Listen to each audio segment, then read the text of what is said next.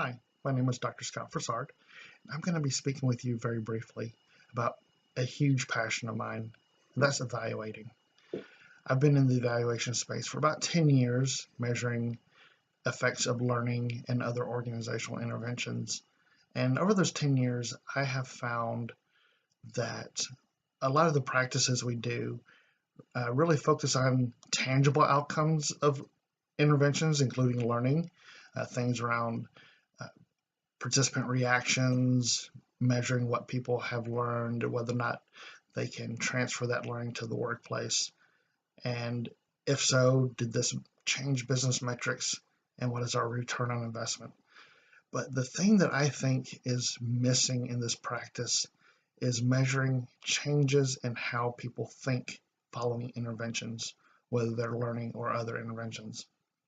As Sai Baba tells us, all actions result from thought. So it is thoughts that matter. My model which can be used with any current approach to evaluation, explicitly focuses on measuring changes in thinking, whether on the individual level up to the organizational level. A lot of the evaluation models that exist out there focus on different levels, kind of depending on what your interest is. Mine doesn't use this. Mine uses clusters instead of levels. In this sense, it's nonlinear, though it is intended to measure any intervention of any scale. The 5 clusters focus on different areas. And again, this is from individual up to organizational. Now, I obviously don't have time to go deep into each of them, but I want to give you kind of an introduction. In cluster A, which is at the individual level, I use Donald Schoen's work on how professionals think in action. And the aim of a cluster A evaluation would be to measure changes in reflection in or on action.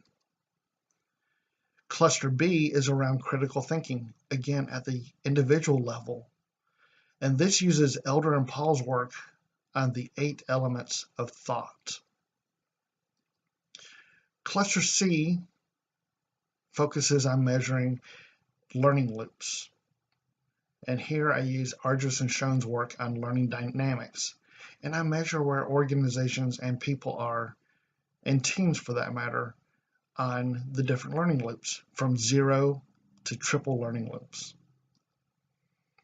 Cluster D is around personal philosophies, and here I measure using Krathwohl's affective domain and those 5 levels, which really digs into the degree to which individuals have internalized some value proposition. Finally, cluster E is around organizational culture, and this is at the macro level, and it uses Hogan and Coates' conceptualization of organizational culture supporting innovation. Organizations love to be innovative, and so measuring how the organization thinks around this is really important.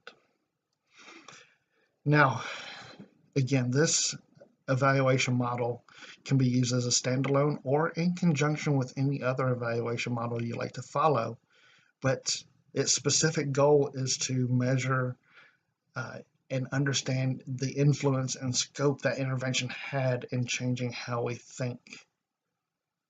In doing so, we want to identify those desired lessons learned regarding those initiatives and really articulate some very explicit evaluation questions, such as, has this initiative changed the way the company believes about X?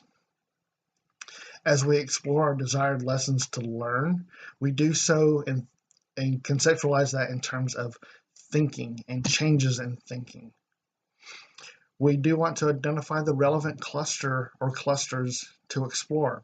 You can focus on one if you want to focus like on an individual or that macro organizational level, or we can use a combination to try and dial in on some more specifics. Now, what's nice is this can be as unique as you want it to be. or as common as you want it to be. But the goal is to measure the way people think. So thank you for this really quick introduction. And if you'd like to learn more, please feel free to email me at scott@frasard.com. Thank you very much.